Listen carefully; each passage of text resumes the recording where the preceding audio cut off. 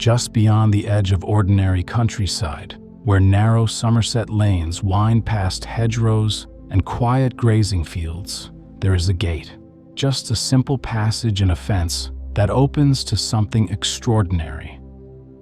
Here, the land holds a kind of hush, even as millions of footsteps have danced across it.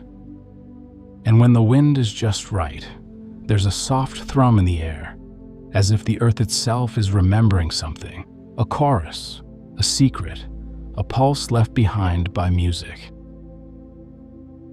This place, Worthy Farm, becomes something else entirely for a few days each summer. From peaceful pasture land, it transforms into one of the world's most iconic music festivals, Glastonbury. Known for its massive crowds, headline performances, and sprawling stages, Glastonbury is a dazzling celebration of sound and spirit. But what's less known, and perhaps more magical, are the quieter stories, the ones whispered behind backstage curtains, hidden in green fields, or folded into the festival's winding past. Tonight, we'll wander gently through those stories, the lesser-told tales that make Glastonbury more than a music festival.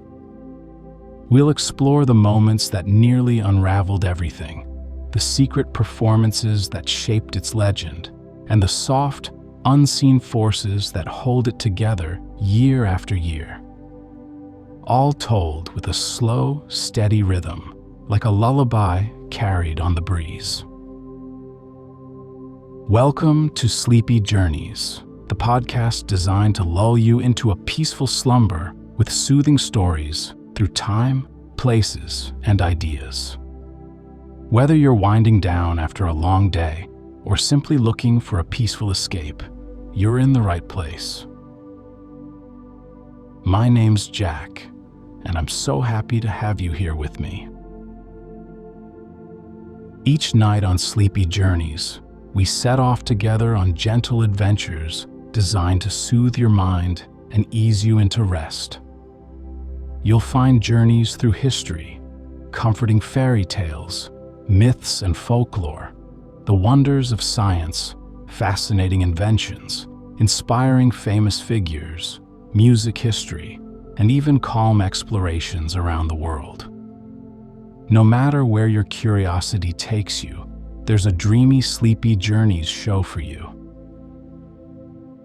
Tonight, we're going to embark on a gentle journey through the secrets of Glastonbury, lifting the veil on the festival's hidden rhythms, unsung moments, and quiet wonders.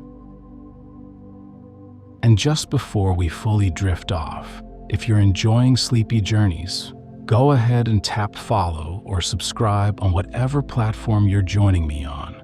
That way, you won't miss any of our upcoming sleepy adventures. And let me know in the comments where in the world you're listening from and what time it is there. It's always fascinating to see who's joining us. Now, take a deep breath and let's begin. Long before Glastonbury became a global name, it was simply an idea, a dream held gently in the hands of a man named Michael Eavis, a dairy farmer with a love for music and community. In 1970, inspired by a recent visit to the Bath Festival of Blues and Progressive Music, Eavis invited the public onto his land to hear some live performances. That first event, known then as the Pilton Pop, Blues and Folk Festival, welcomed just around 1,500 guests, each paying £1 for entry, a ticket price that even included free milk from the farm's own cows. It was small, idealistic, and built almost entirely on hope. But despite its charm, the logistics were far from smooth. By the second attempt in 1971, now called the Glastonbury Fair, it became clear that good intentions weren't enough to keep things going. Infrastructure was makeshift. Promotion was minimal. And though the spirit of peace and music was strong, financial strain began to wrap around the festival like creeping ivy. As the years went on, the challenges only grew. In the late 1970s and early 1980s, the festival expanded, attracting more people than the quiet farm was prepared to handle. Rain often turned the fields into rivers of mud. Attendees arrived without tickets. And with few fences and little formal security, it was easy for tens of thousands to simply wander in. Each year brought joy and magic, glowing tents, campfire songs, and the thrill of live music under an open sky. But behind the scenes, it was always a race against balance sheets. One bad season could mean the end. And more than once, it nearly was. The 1984 festival, in particular, left a mark. A storm of troubles, from permit issues to uncontrollable crowds, pushed the event to the brink. The cleanup and damage costs were immense, leaving Evis and his team wondering if they could possibly do it again. There were moments of real doubt when the dream seemed to flicker like a candle in wind. And yet, something always pulled it back. Perhaps it was the music itself, or the way strangers became friends in those muddy fields. Or perhaps it was the land, quiet and forgiving, holding space for one more song. Through these early trials, Glastonbury earned its soul from resilience, a gentle kind of strength that came from trying, failing, and trying again, year after year. While the spotlight often shines on the performers and the glittering main stage, Glastonbury's survival in those fragile early decades was shaped just as much, if not more, by those working in the shadows. Volunteers, neighbors, local musicians, and quiet fixers stepped in time and again, filling gaps left by limited funds and growing needs. In one year during the early 1980s, as financial pressures reached a quiet crescendo, it was a handful of people, many from the surrounding villages, who showed up to help. They arrived without contracts or compensation, bringing ropes, tools, tea, and a kind of quiet dedication that didn't need recognition. They repaired broken fences by torchlight, helped direct traffic with homemade signs, and calmed crowds with soft voices and folk songs. Among them were electricians and sound engineers who worked long into the night, patching together stages and wiring with borrowed gear. There was even a year when, on the brink of cancellation, a local construction company lent equipment for free just so the pyramid stage could be rebuilt in time. No press releases, no fanfare. Just people stepping forward because something about the place asked for it. Then there were the musicians themselves. In those days, many artists played for little more than the experience. Some waived fees entirely, performing because they believed in what Glastonbury represented. These weren't always the biggest names, but their melodies floated through the air like spells, music carrying the energy of care, not commercialism. And behind it all, Evis remained quietly determined. He lived among the festival's ebb and flow. He walked the grounds, answered questions, shared cups of tea with visitors and crew alike. His calm presence became a kind of unspoken promise that even when things seemed close to unraveling, the heart of the festival would keep beating. What many never saw, and still often don't, is how much of Glastonbury rests on those invisible shoulders. While the crowd watches the main stage, another performance hums softly behind the scenes, one of coordination, compassion, and quiet improvisation.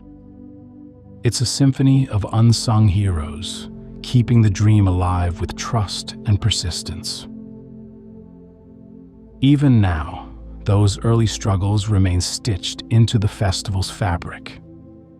And for those who've been part of its backstage story, each successful year is more than just another show. It's a reminder of how close it once came to slipping away. In the very heart of Glastonbury's sprawling grounds, a shape rises from the soil with quiet familiarity: the pyramid stage. It has become one of the most recognizable icons of the music world, a triangular silhouette that draws crowds from every corner of the globe. But few who gather before it know that the pyramid seen today is not the original. The first one, built in 1971, rose from the earth with a dream behind it, and then, in a strange and silent twist of fate, it vanished in fire.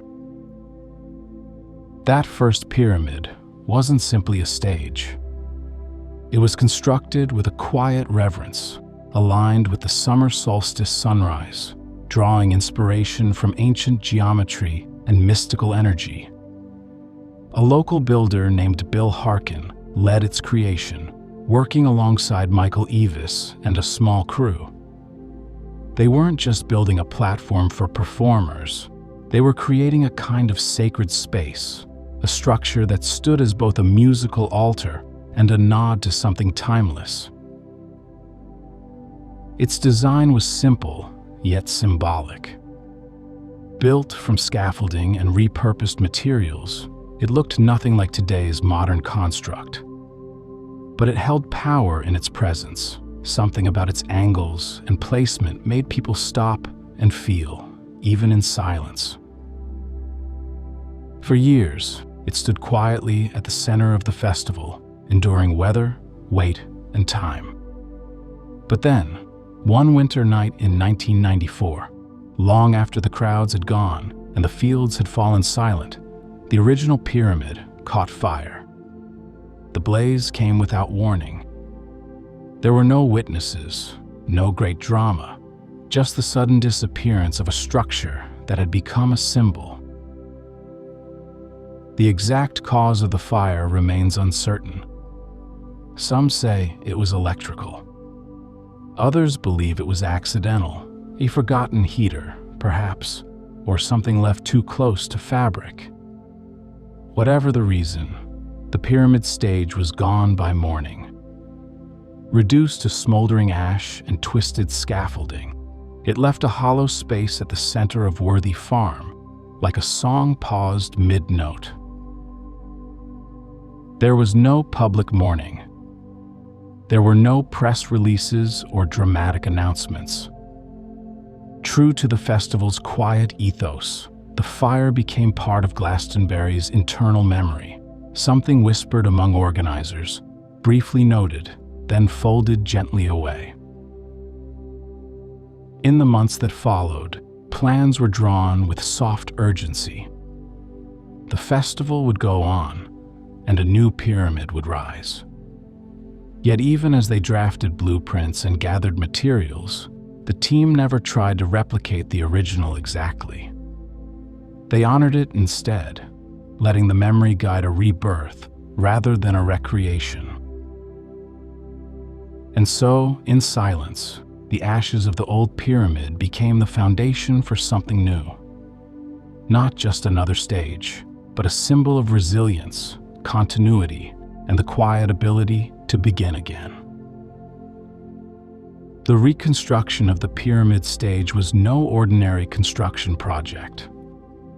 It was a delicate process, a blend of engineering, memory, and symbolism, carried out with steady care and thoughtful intention. There was no rush to announce its return. Instead, those involved focused quietly on what the shape meant, what it carried, and how it could rise again with the same spirit. The new structure needed to be stronger, more stable, weather-resistant, and able to accommodate increasingly elaborate stage productions. Yet even as metal and bolts were sourced and architects consulted, there remained a sense that this was more than a practical endeavor. The pyramid was being rebuilt as a gesture of continuity, a kind of hush before the next chorus. Engineers studied solar alignments, echoing the original structure's relationship with the solstice. Though the new version would use steel trusses and modern supports, it was still placed with its apex in line with the rising sun of midsummer. This alignment wasn't just aesthetic, it was intentional, tying the stage to the rhythms of the earth, to the same energies that had inspired the first pyramid. Many of those who helped rebuild it had also worked on earlier festivals. They remembered the mud, the cables, the late nights, and they remembered what it had meant to stand before the first pyramid and feel part of something larger. They worked with a kind of reverence. There was little noise on site. Just focused movement, soft conversation, and the occasional hum of someone quietly singing while they worked. When the new pyramid finally stood completed in time for the 1994 festival, it was taller, stronger, and more capable than its predecessor. But it held the same calm presence, the same geometry that seemed to cradle the music and lift it into the sky. Festival goers welcomed it with awe, unaware of the silent story beneath their feet. From that day forward, the pyramid stage became more than a place for headline acts. It became the festival's heart, a structure born from fire, shaped by quiet hands, and aligned to something older than sound. To this day, performers speak of a certain stillness that comes just before taking the pyramid stage, a breath, a pause, a sense that something more than an audience is listening. And in that moment, the quiet story of its rebuilding still lingers in the space between notes. In the vast orchestration of Glastonbury's many performances, some of the most unforgettable moments arrive gently, like a slow sunrise cresting the hills. These are the moments that settle into memory softly, held in the hush between chords. One such moment unfolded on a golden summer evening in 2011, when Radiohead, one of Britain's most iconic bands, appeared without formal announcement at the Park stage, nestled away from the festival's bustling heart. The Park stage is something of a secret garden within Glastonbury, slightly secluded, softly sloping, surrounded by trees and fluttering flags. It's known for its intimacy, its casual atmosphere, and for moments that feel hand-carved rather than mass-produced. On this evening, the crowd that gathered sensed something unusual. The schedule simply said special guests, no further details. No clues offered by the festival's program. And yet, a murmur passed between people, low, hopeful, electric. Something was going to happen. As the day waned into evening and shadows lengthened across the grass, the stage remained quiet. Technicians moved without urgency. There were no dramatic setups, no oversized stage props. Just a few people adjusting equipment under a wide Somerset sky. Then, without any formal introduction, Tom York stepped onto the stage, followed quietly by his bandmates. There were no flashing lights or shouted greetings, only the soft swirl of applause, building like a tide as recognition spread. For a moment, the field stilled, as if everyone there had taken a shared breath.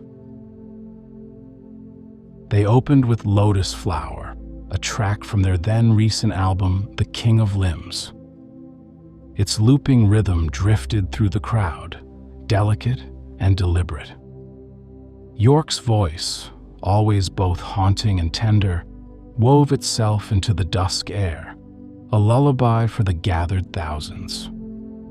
From there, the band flowed effortlessly between old and new, performing songs like 15 Step and Reckoner alongside classics. What made the set unforgettable wasn't just the music, though the performance was pristine. It was the stillness, the reverence.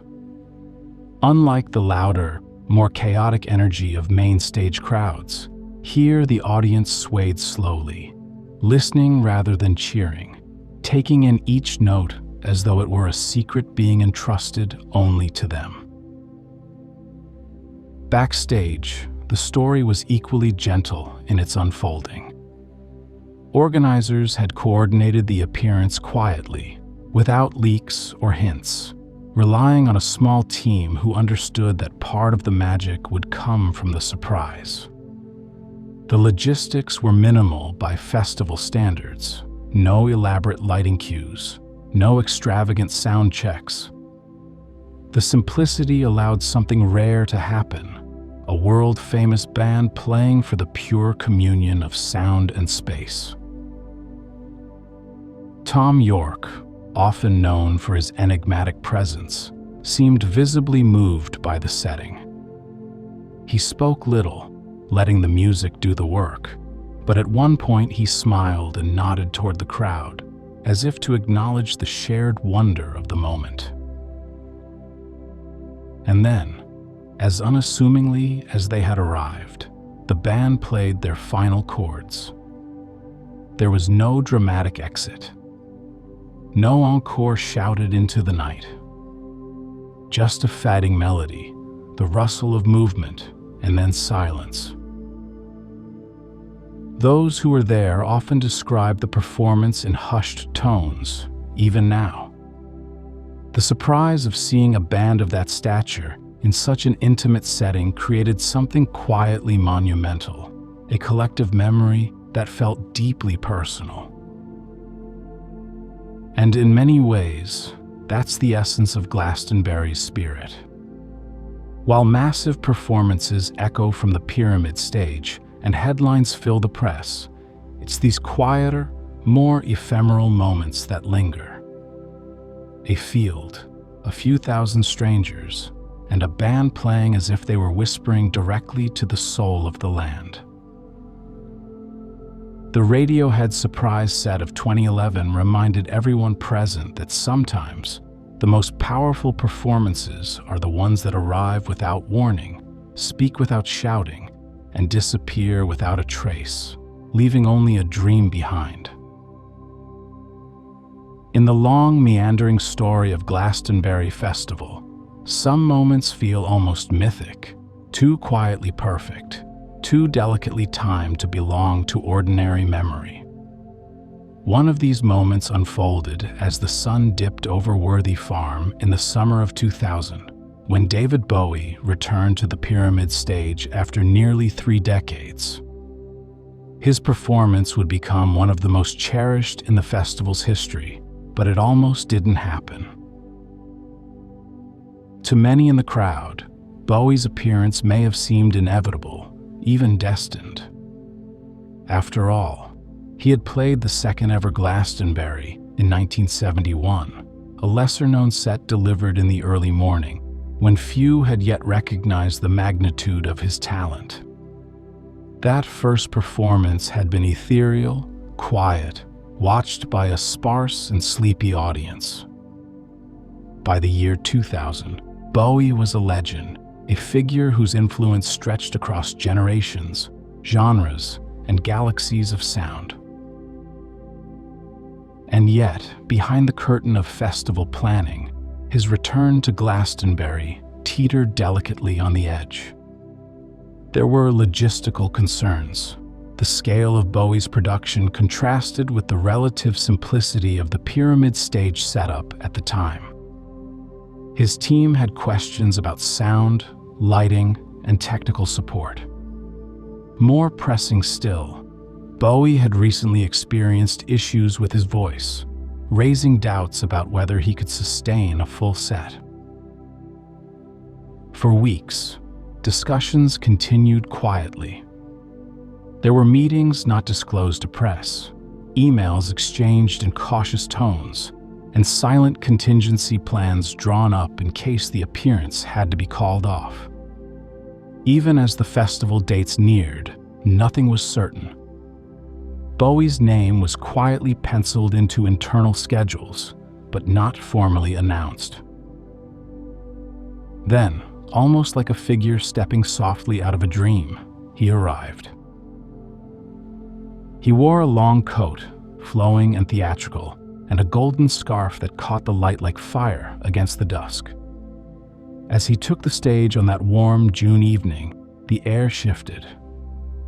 The pyramid stood tall behind him, its triangular peak glowing in the soft twilight, and in front of him stretched an ocean of people, tens of thousands, quiet, reverent, expectant. He opened with Wild is the Wind, a choice that surprised many, yet felt achingly right. The song's long, slow phrasing curled into the air like incense. Bowie's set moved gently through his catalog. Life on Mars came early, drawing tears from listeners who mouthed the words like a prayer. Ashes to Ashes, Absolute Beginners, China Girl, each song unfolding with calm grace. Heroes arrived near the end, sung as a lullaby, its crescendos softened by the wind. Between songs, Bowie spoke little. He smiled. He nodded. His presence was radiant and yet humble, as though he knew the gift he was giving and wanted no reward beyond the moment itself. Backstage, festival organizers exhaled deeply. The days of uncertainty had passed, and the performance, which might have disappeared before it began, was becoming a thing of rare beauty. Michael Eavis watched from the wings, mist in his eyes. He would later call it one of the greatest performances in the festival's long history.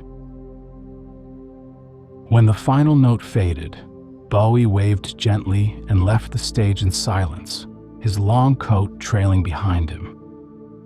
The crowd remained for several minutes afterward, unmoving, suspended in the echo of what they had just witnessed. What made the performance extraordinary was not just the music, though it was impeccable, but the way it had been wrapped in fragility. It came so close to never happening, yet arrived with such calm clarity.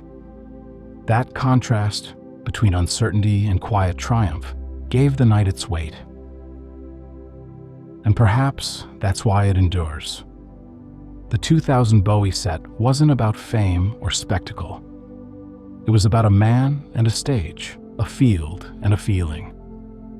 It was about music as a moment that asks nothing more than your stillness and attention.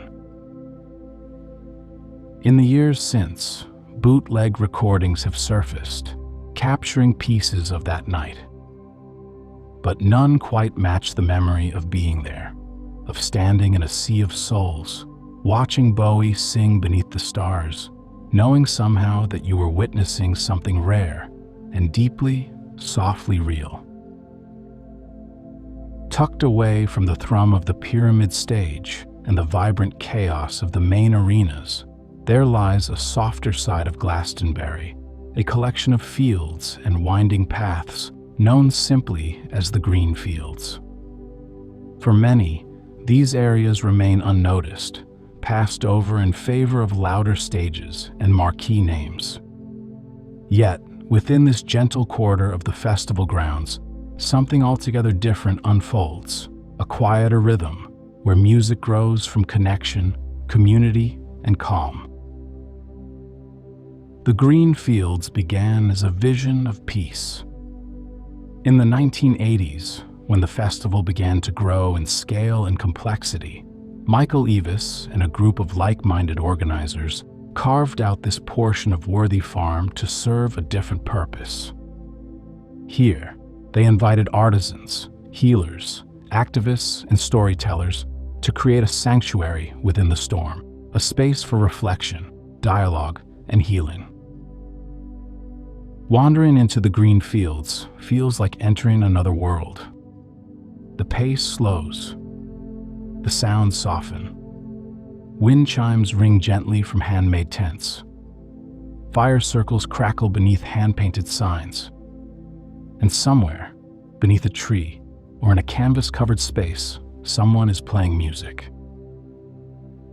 The healing fields, nestled within this larger area, are home to a remarkable variety of acoustic acts and spontaneous gatherings.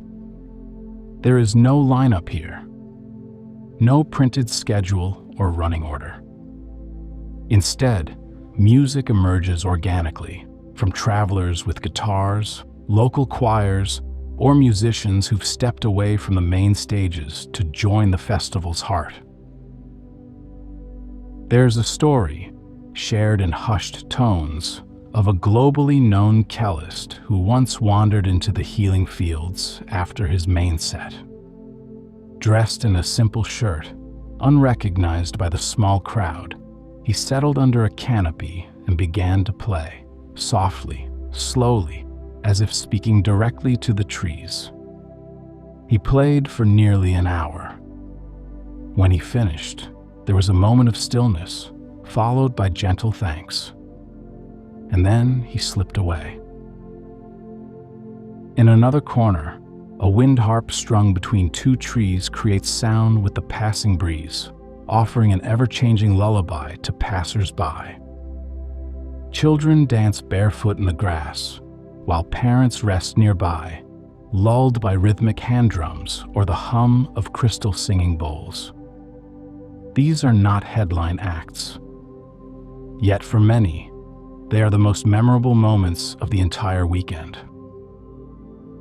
The music of the green fields is deeply human. It is imperfect, improvised, unrecorded.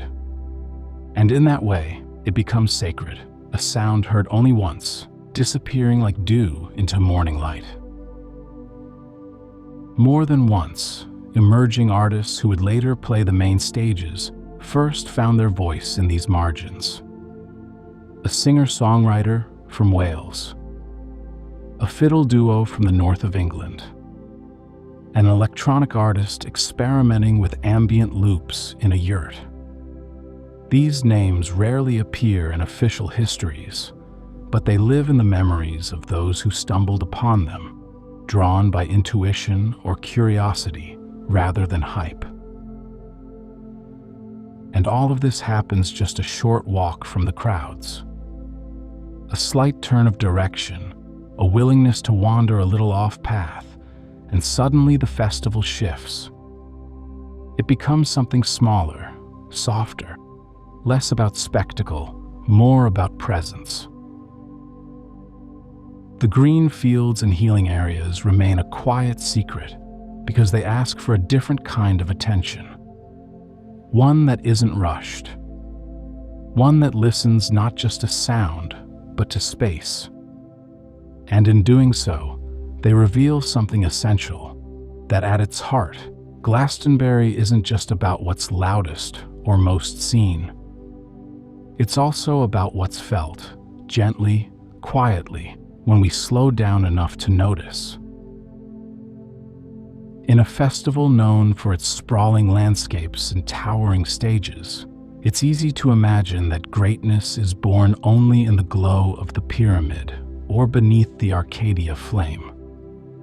But nestled across Worthy Farm are much smaller stages, wooden platforms beneath open skies, makeshift tents lit by candles, repurposed wagons turned performance spaces, where the stories of some of the world's most beloved artists quietly began. These are the festival's overlooked roots, the cradle of careers, where raw talent first found its echo. One such stage, the now legendary Croissant Neuf, began as a modest solar-powered tent tucked into the festival's Green Futures field. It offered a cozy space where musicians could perform in a more intimate, sustainable setting. In the early 2000s, a young artist with a shy demeanor and a loop pedal stepped up onto that small stage. His name was Ed Sheeran. He played to a modest crowd, just a few dozen people seated on straw bales, as birdsong drifted through the open tent flaps. The performance was unamplified, his voice clear and close, more like a fireside serenade than a concert. And yet, in that softness, something remarkable stirred. Elsewhere on site, the bandstand, a tiny circular stage surrounded by garden paths, has hosted hundreds of acts whose names now echo across global arenas. Florence Welch, of Florence and the Machine, once wandered past it during her earliest festival appearances, eventually stepping in for an impromptu acoustic set when another artist canceled. With nothing but her voice and a tambourine, she captured the afternoon breeze and the attention of a scattered handful of listeners. Some stayed for the whole set. Others paused briefly, then wandered on, unaware they'd just witnessed the beginnings of a star. The BBC introducing stage, though more structured in recent years, began with a similarly humble mission: to give new artists a real platform with high-quality sound and support, even if their audience numbered only in the tens. In one soft twilight performance, a then-unknown George Ezra sang Budapest with a rich baritone that seemed too large for the tent around him. A small gathering of festival-goers stood listening in silence, the lyrics winding through the canvas walls and out into the warm evening air. But perhaps even more quietly influential are the stages and performance spots that don't have formal names. A painted caravan in the theater and circus fields. A pop-up installation in the kids' field that doubles as a songwriting workshop. The open mic corner behind the acoustic tent where first-time performers often find their courage among strangers. These aren't the places you'll find in program guides or retrospectives, but they are where music grows, slowly, authentically, like vines finding their way to sunlight. There's a special alchemy that happens in these spaces. Without pressure, without cameras, without the weight of expectation, artists are free to experiment, to falter, to find their voice without fear. There are stories of artists who played a quiet acoustic set for 8 people in 1 year and returned 2 years later to the other stage, suddenly surrounded by tens of thousands. Their talent didn't change, only their spotlight did. And that first flicker was often kindled in the margins. Even some established artists have returned to these small stages in disguise. A well-known indie frontman, performing under a pseudonym, once slipped into a tiny poetry tent with an acoustic guitar. He played a 20-minute set to a surprised and silent audience, then disappeared into the crowd. It wasn't a stunt. It was a return to the joy of simplicity, of sharing music without pretense, without amplification, without ego. What makes these moments so treasured is their ephemerality. There are no big screens or souvenir recordings. Most of the time, the only evidence they happened at all is the memory of those who were there, those who stumbled upon a moment, paused to listen, and carried the sound home in their hearts. And so, scattered throughout Glastonbury's sprawling geography, in the folds and corners and quiet spaces, the festival nurtures a quiet lineage of artists, from the unknown to the soon-to-be known. These stages might not command headlines, but they hold something even more precious: the honesty of a first note shared, the warmth of a small audience's embrace, and the slow, steady blooming of a musical life. Beneath the thundering applause and shimmering lights of Glastonbury Festival lies a softer, quieter heartbeat, one that pulses steadily long before the first tent is pitched or the first note is played. It belongs to the people who build the bones of the festival, whose work unfolds behind the stage. These are the volunteers, coordinators, site crew, stewards, electricians, cooks, waste sorters, and drivers, an underground network of thousands who, each year, turn rolling fields into a self-contained world. The planning begins years ahead. When one festival ends, the next is already forming in soft outlines. A small team at Worthy Farm continues working year-round, managing applications, field layouts, permissions, and infrastructure. Each fence line, each bin station, each lamp post, all are mapped, logged, and improved upon like a living blueprint passed down through time. There's a story often told, quietly and fondly, about the hand-drawn maps used by Michael Eavis in the earlier years. With a pencil and ruler, he'd sketch out zones and pathways, taking into account not just logistics, but how people might feel moving through the space. "This will be quiet," he'd note. "This will be bright." The intention behind the layout wasn't only practical, it was emotional. And while those sketches have since evolved into digital plans and GPS coordinates, the essence remains unchanged. Each placement has a reason. Each crew tent, compost toilet, and water tap is placed with thought. It's a carefully tuned composition, one made of cables and care. As the festival approaches, thousands arrive in staggered shifts. Long before gates open to the public, volunteers in steel-capped boots and high-vis vests scatter across the land. They hammer, hoist, and guide. Many of them come year after year, not for money. Most are unpaid or receive only a ticket in return, but for the love of being part of something larger than themselves.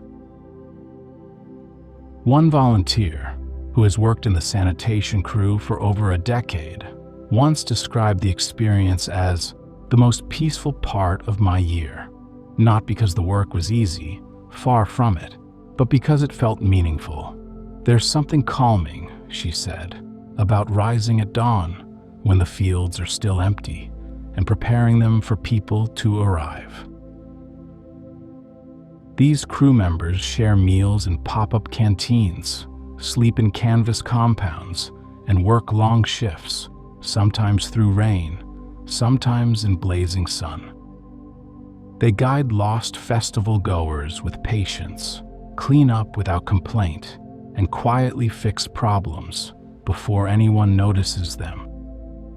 They're the ones who find missing wallets and return them anonymously, who help lift wheelchairs over muddy patches, who hand out water during long sets without ever being asked. And when the festival begins, they keep moving, calmly, consistently, like a hidden river flowing beneath the visible celebration.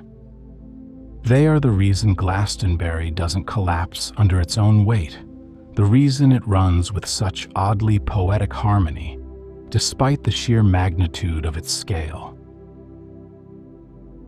Their reward is the shared glances during shift changes, the cups of tea passed hand to hand, the knowledge that they helped build a moment that thousands will carry with them long after the final encore fades.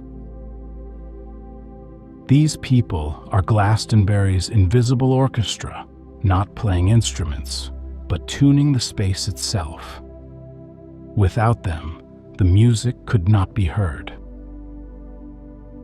Though Glastonbury Festival is most often celebrated for its music, its true resonance stretches far beyond sound. At its heart, it has always carried a purpose, one rooted in activism, quiet conviction, and a belief in using art to move hearts. And much of that spirit stems gently, persistently, from the vision of its founder, Michael Eavis. A dairy farmer by trade, Eavis has always been more philosopher than businessman. His commitment to social responsibility is woven through the festival as a steady undercurrent.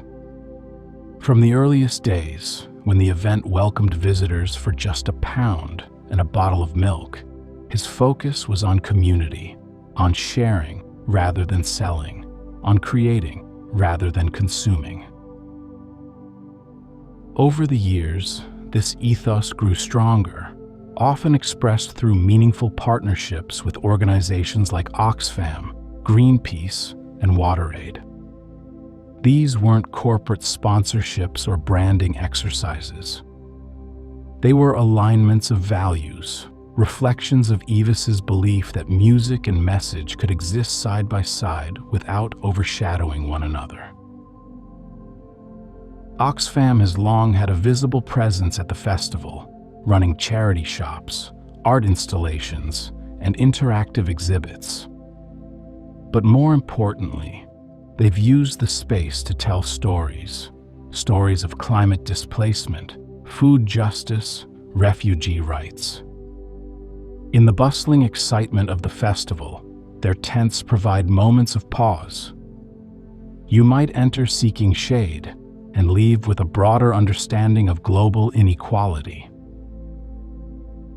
Greenpeace's area, tucked near the green fields, feels like a sanctuary in itself, a miniature forest built with reclaimed wood, tree houses for storytelling, solar-powered lights strung like stars between branches.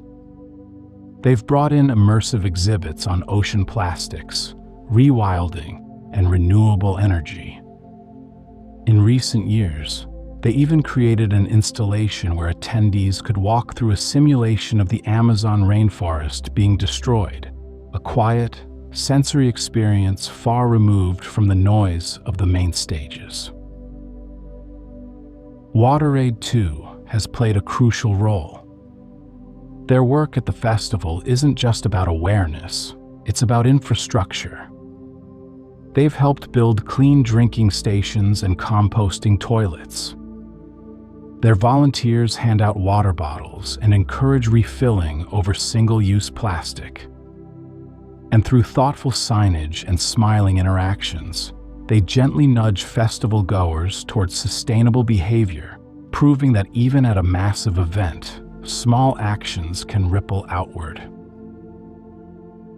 Eavis supports these organizations by giving them platforms to speak and audiences who are ready to listen, if only for a moment. And in doing so, he threads activism into the very structure of the festival, making it part of the journey rather than a separate destination. There's a story from a longtime organizer who recalls Michael walking barefoot through the green peace field one morning, hands in his pockets, quietly observing the work being done. He paused at an interactive sculpture about coral reefs and nodded thoughtfully. "This," he said softly, "is what it's really about." That same quiet commitment extends to ticket pricing and site ethics. A portion of Glastonbury's profits is donated each year to charity. In fact, hundreds of local and global causes benefit from the festival, not just in funding, but in exposure and visibility. And yet, this generosity is rarely promoted. It exists as a kind of whisper beneath the music, present, consistent, and unwavering.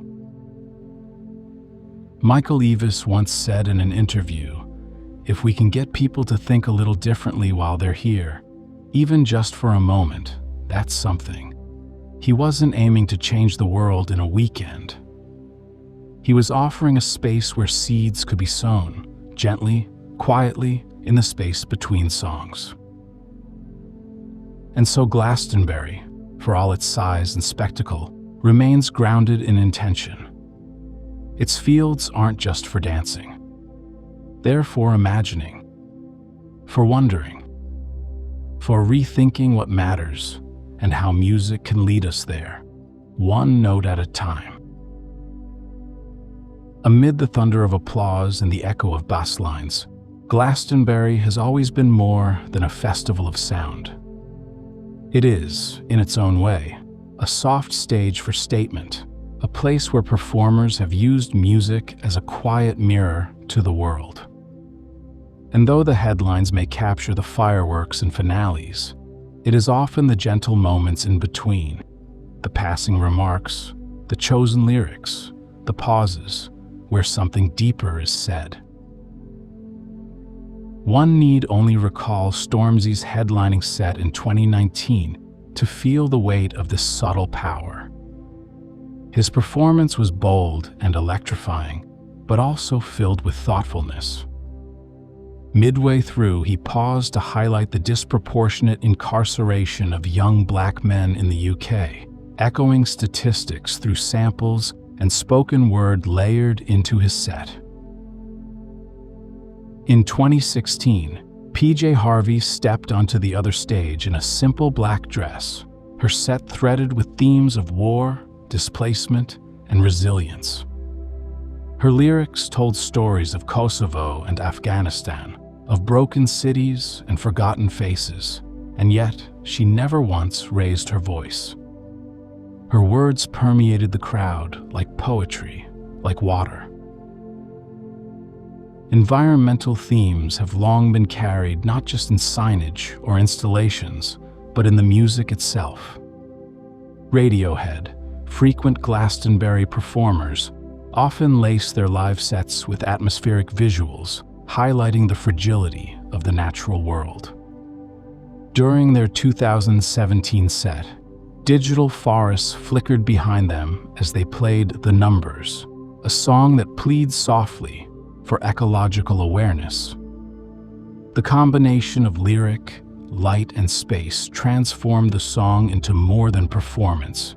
It became invocation.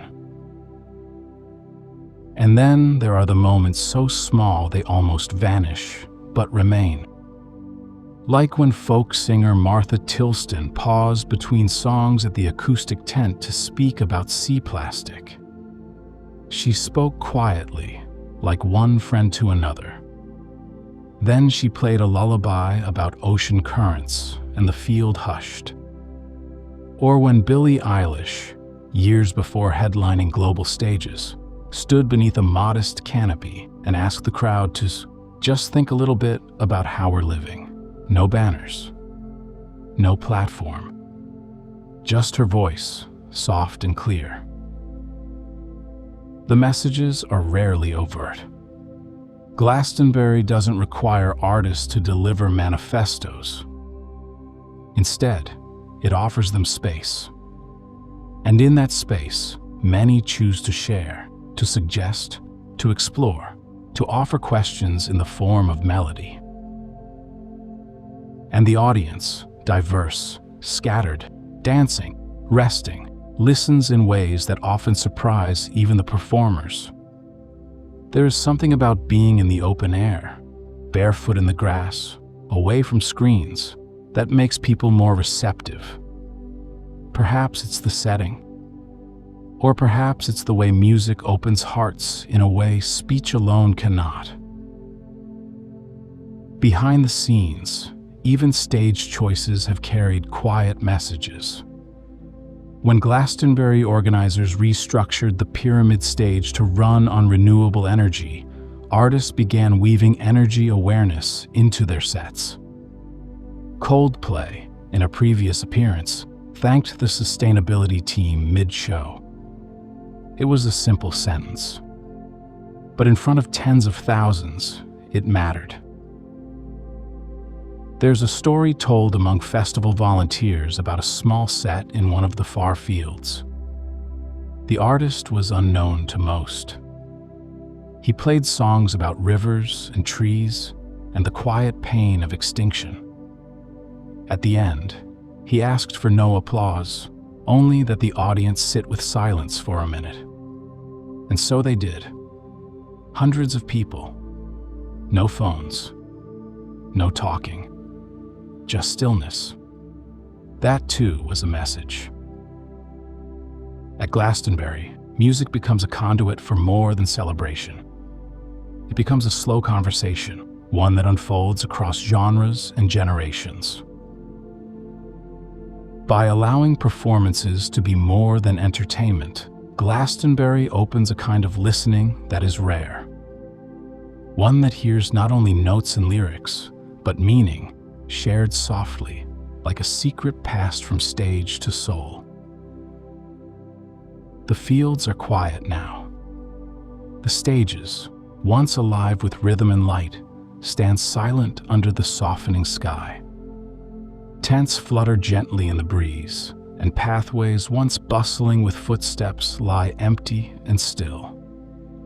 In this hush, after the applause has faded and the last note has dissolved into the air, a different kind of Glastonbury emerges, one made of memory, presence, and the echoes of stories tucked into every corner of Worthy Farm.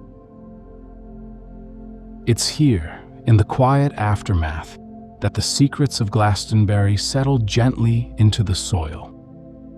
They are not the headlines or the photographs. They are the moments that slipped by, unnoticed by most, the voice on a hidden stage, the volunteer offering water with a smile, the whispered chord progression that stirred something unnamed in the heart of a listener. We've wandered together through those quieter stories tonight, through the nearly forgotten years when the festival stood on the brink of vanishing, and through the silent determination that rebuilt its most iconic stage. We paused at surprise sets that unfolded like whispered invitations, and wandered into hidden fields where music bloomed like wildflowers, small and vivid. We met the invisible orchestra, the network of hands and hearts who work behind the scenes, who rise with the sun and stay long after the final encore. We listened for messages carried through melody, notes that speak of justice, hope, and care, folded gently into lyrics and light. And now, as the journey draws to a close, we return to the soft beginning, to that simple gate, that quiet corner of Somerset, where it all begins each year with nothing more than an idea and an open field. Glastonbury's truest magic may be this, that it doesn't just offer music, but invites a different kind of attention, a slower rhythm, a deeper breath, a willingness to notice. And perhaps even now, as you lie back with eyes closed, you can still feel it, the warm hum of distant melodies, the soft crunch of boots on grass, the low rustle of wind through tents and trees. Let that feeling carry you. Let it drift through your thoughts like smoke rising into evening. Let it become your lullaby, your stillness, your rest. Thank you for joining me on tonight's journey. I hope it brought you a little peace, a little wonder, and a little closer to rest. Until next time, sweet dreams.